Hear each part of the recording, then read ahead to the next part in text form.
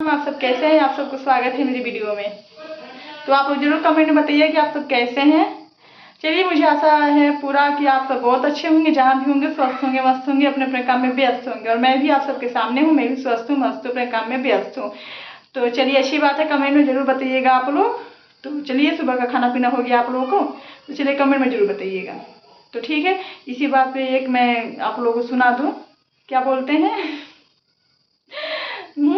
बताइए कौन सा गाना सुना दूँ आप लोगों को। चलिए, जमुना सुना दे रही हूँ एक, ठीक है। आप लोग जरूर बताइए कमेंट में कैसा लगा। सरजू की तीरी आयो ध्यान गरी, सरजू की तीरे आयो ध्यान गरी, राजा दशरथ जी के फुलवारी जी, राजा दशरथ जी के फुलवारी जी, तहवा जानैया रेखी उतर पर तू है, तहवा जानैया रेखी उतर पर तू है, धैया चरली हले बिलामायो जी, धैया चरली हले बिलामायो जी, किया रौरा रघुबर, किया रौरा जादूगर, किया राजा दशरथ छोटे भाई जी,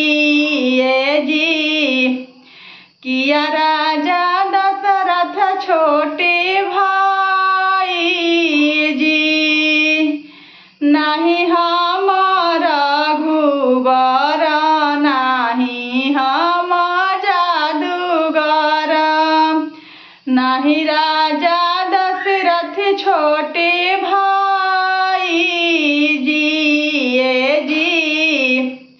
नहीं राजा दशरथ छोटे भाई जी, समधिन के नाते हम आचर बिलामाइले, समधिन के नाते हम आचर बिलामाइले, इहे समधिन प्राण के आधार जी, जमन समधिन प्राण के आधार जी, सरजू के तीरे आयो ध्यान गरी, राजा दशरथ जी के फुलवारी जी, राजा दशरथ जी के फुलवारी जी। तो कैसा लगा गाना आप लोगों को कमेंट में जरूर बताइएगा। फिलहाल वीडियो के साथ बने रहिए आप लोग, कुछ और आगे सुना रही हूँ। तो चलिए फिर सुना दूँ एक जमुना और। हाँ जी, पांच पंडित मिल जनकपुर से आयो, खड़ा भैले राजा दशरथ दुआरी जी, हाँ जी, पांच पंडित मिल जनकपुर से आयो, खड़ा भैले राजा दशरथ दुआरी जी, हाँ जी, सुतल बानी की जागल राजा दशरथ, राम के टिपन बनाई जी, हाँ जी, राम के टिपन हमना बनाई, बीजानस कौशल्या महातारी जी, हाँ जी, सुतली बानी की जागल कौशल्या रानी, राम के टिकना निकाली जी। हाजी सुतल बानी की जागल राजा दशरथ राम के टिपन बनाई जी। हाजी राम के टिपन हम निकाल बीजानस कौशल्या महातारी जी। हाजी सुतली बानी की जागल कौशल्या रानी राम के टिपन बनाई जी। हाजी राम के टिपन हम ना बनाई भी अभिराम लड़िका नादान जी।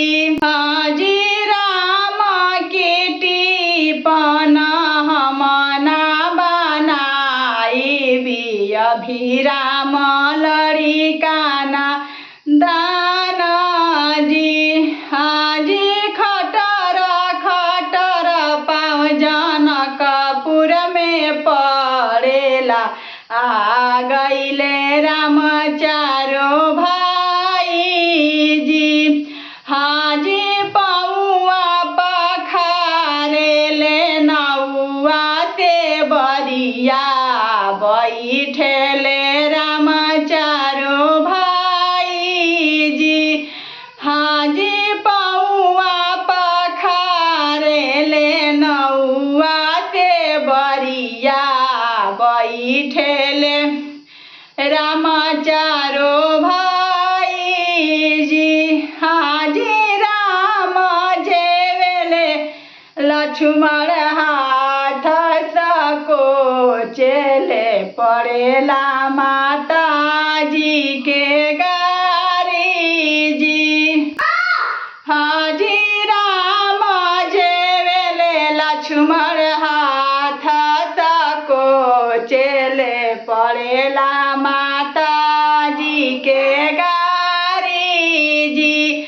हाजी हो गारी के रौरा गारी जानी समझबी त गारी प्रेम के गारी जी। हाजी हो गारी के रौरा गारी जानी समझबी इत गारी प्रेम के गारी जी।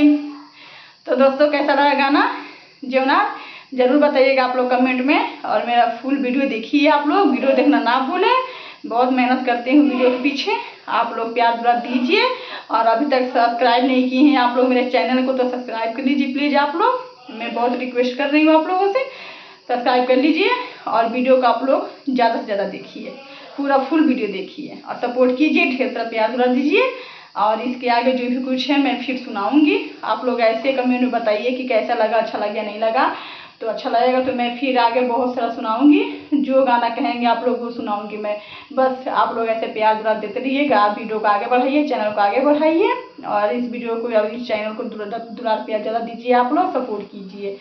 बस मुझे कुछ नहीं चाहिए, पब्लिक का प्यार चाहिए।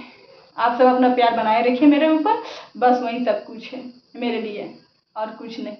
2 रोटी नहीं खाएंगे चल जाएगा, लेकिन आप लोग का प्यार जरूरी है। प्यार आप लोग दीजिए, अपना बनाए रखिए आशीर्वाद मेरे ऊपर, बस आप सबका प्यार आशीर्वाद सब कुछ है। तो चलिए ठीक है, फिलहाल फिर आगे कुछ सुनाऊंगी। चलिए ठीक है, बाय बाय।